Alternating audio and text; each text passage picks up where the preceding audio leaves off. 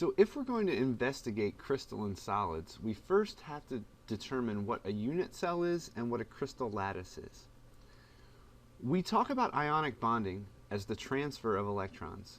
So here we have a little snapshot, a two-dimensional snapshot of this ionic bonding to form a crystal. Okay, so you have these positive and negative charges that are packed together in a solid really close to each other.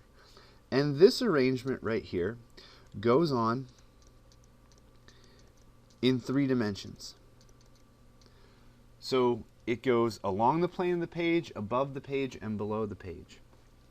The size of the cation and anion will dictate how ions pack in a crystal. And typically when we look at cations and anions, we think of spheres. So if you think about putting a whole big tub of oranges together, they're going to pack a lot differently than if I threw in a couple of grapefruits. And if we threw in a bunch of golf balls and bowling balls, they're also going to pack differently. And one of the things that we have to look at and investigate is that ions pack to minimize repulsions. Okay, so if we have a large cation and we have some small anions to pack around it, they're going to pack in order to minimize these repulsions. So if there's going to be another cation, we're going to have an anion right in between those, because remember, like charges repel, opposite charges attract. Okay, so if we have large positive charges, that means we're going to need a bunch of negatives to surround that positive charge in order to minimize the repulsions. Okay, and another thing that we can say here is that once ions pack in a crystal, X-ray diffraction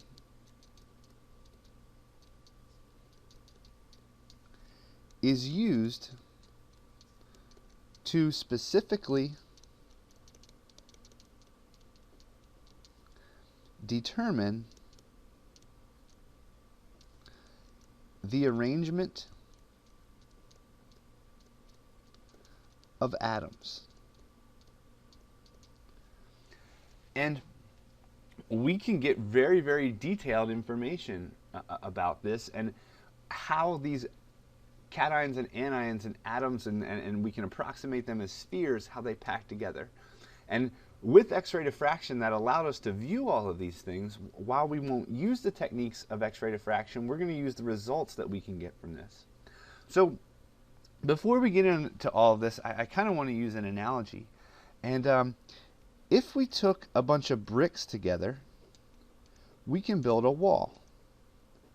And if you notice, if you look at the various walls, when someone who's in construction goes and builds this wall, they build this repeat pattern that goes on in 2 dimensions.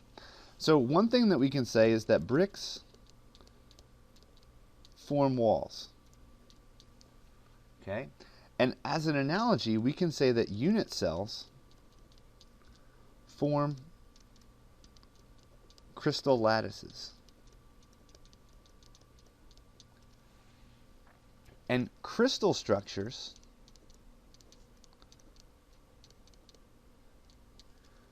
are formed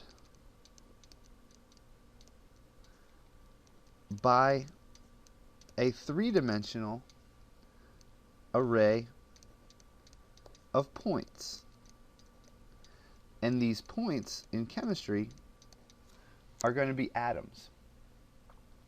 So we can now kind of define what our unit cell and our crystal lattice is.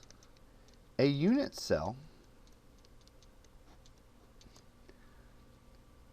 is the smallest piece of the crystal required to show a repeating pattern. And a crystal lattice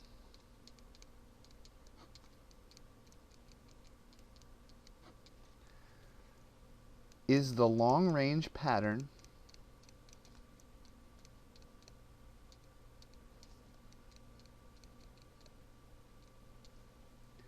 shown by repeating the unit cell.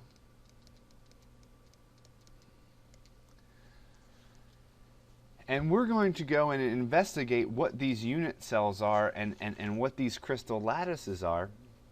And in the next video, we'll specifically focus on cubic unit cells.